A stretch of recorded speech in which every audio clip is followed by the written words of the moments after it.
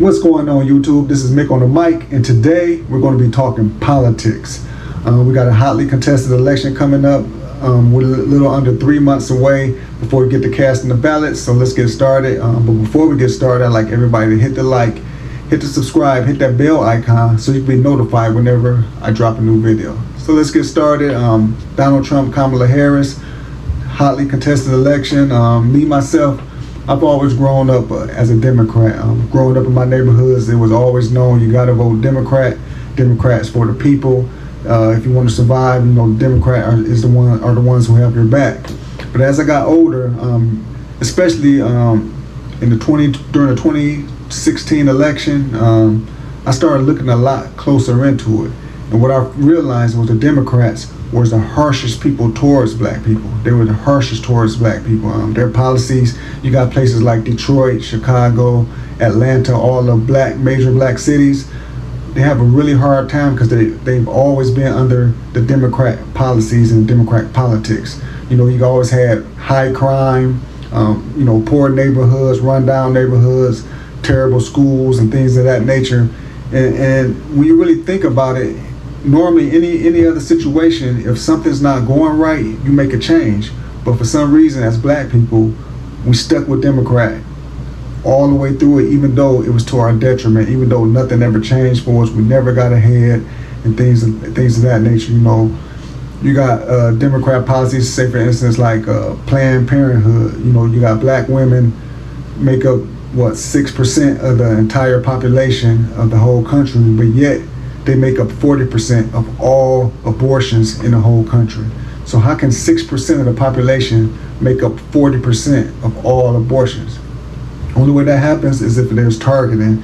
I feel they target the black people with the Planned Parenthoods in the black neighborhood. They push black women to get abortions. So every year you have all these babies that could have been black children born, black babies born, got aborted, where you have whites, Hispanic, Asian, all the other races, their babies are being born. So our population stays stuck at 12%, 13% forever, and everybody else's population moves around. You know, white population is coming down because as far as interracial relationships and things of that nature, and immigration and things of that nature, but overall, our population just stays the same. We could never get ahead, and something like that has to change.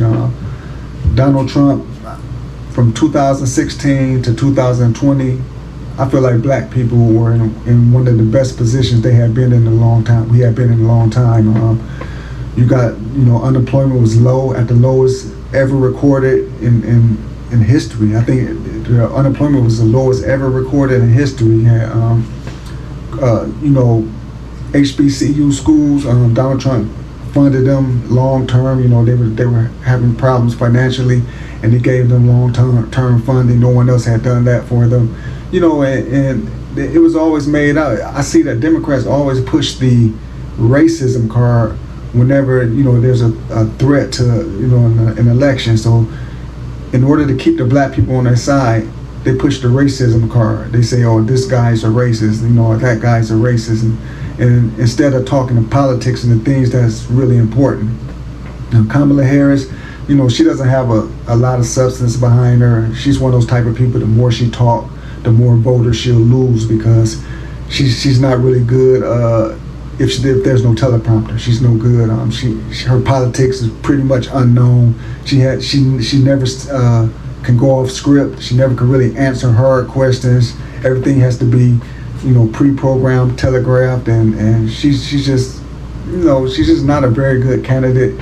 Then she picked her vice president, Tim Walz. They call him Tampon Tim because he's big on the transgenderism and transgender rights. You know, he made laws to put tampons in boys' bathrooms in the school. That's why they gave him the name Tampon Tim. You know, boys don't want tampons in their bathroom, and girls shouldn't be in the boys' bathroom.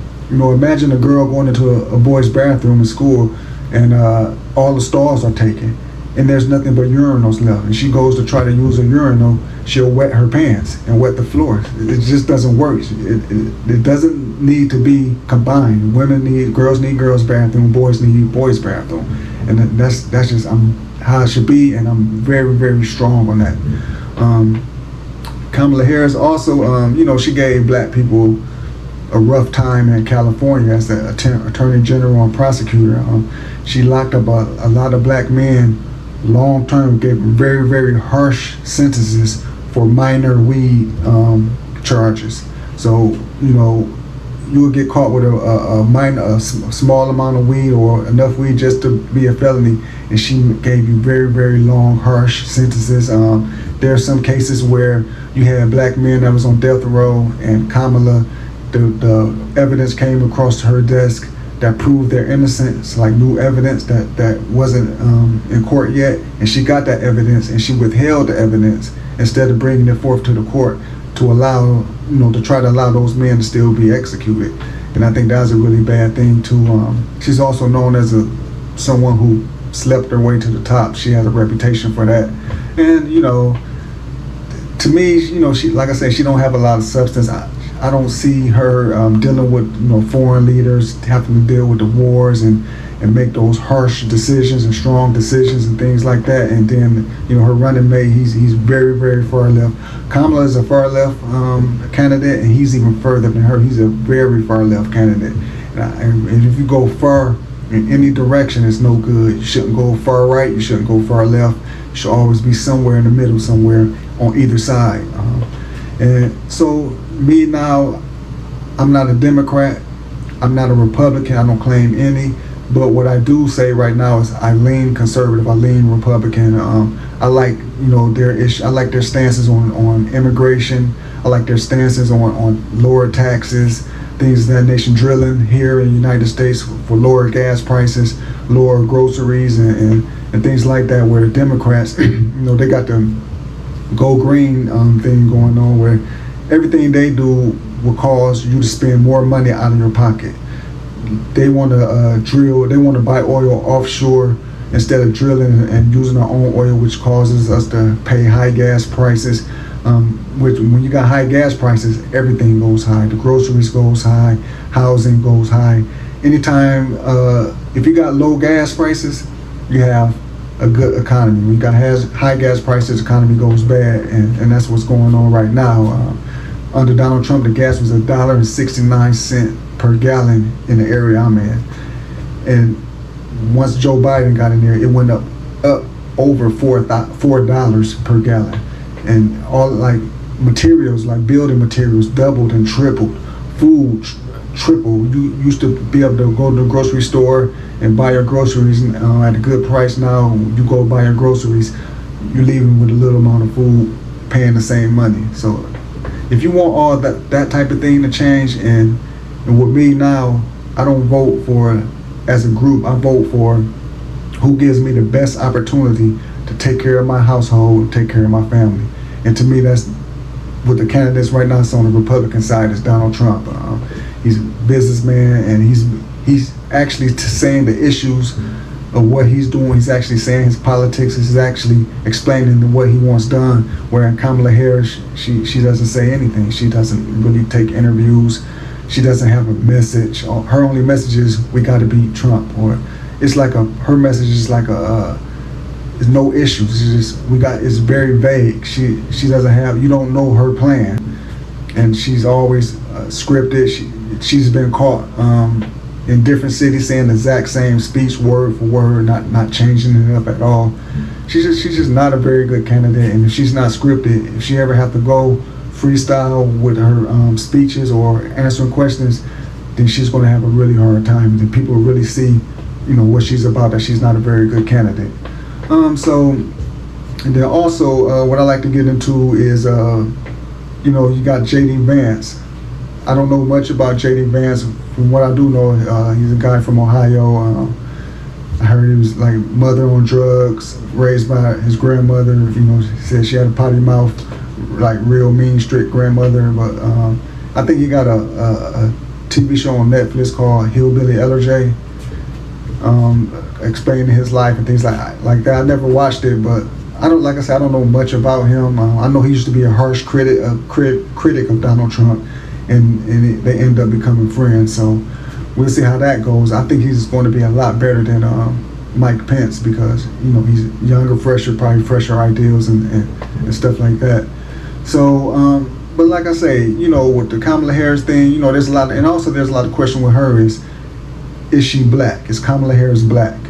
Some people say she's Indian, Hindu, and Jamaican. Other people, they say she has no black in her. Other people says that her dad is Jamaican and she's black and stuff like that. So if you ask me whether Kamala Harris is black or not, my answer would be who cares, because I don't identity vote. I don't like the identity politics. I think it's very dangerous to vote for someone just because she's black or white or anything. I think you got to go by the issues.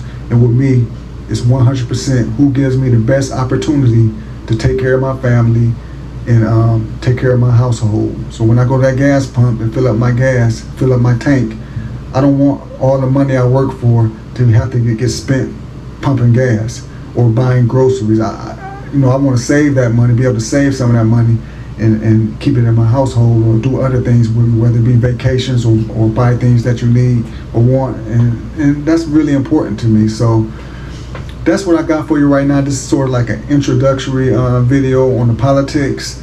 There's going to be more. We're going to get into like current issues, current events, and so let me know what you think in the comment section. Tell me if you know who you got. Kamala Harris, Donald Trump, who's your pick and why. So until next time, this is Mick on the mic. Peace.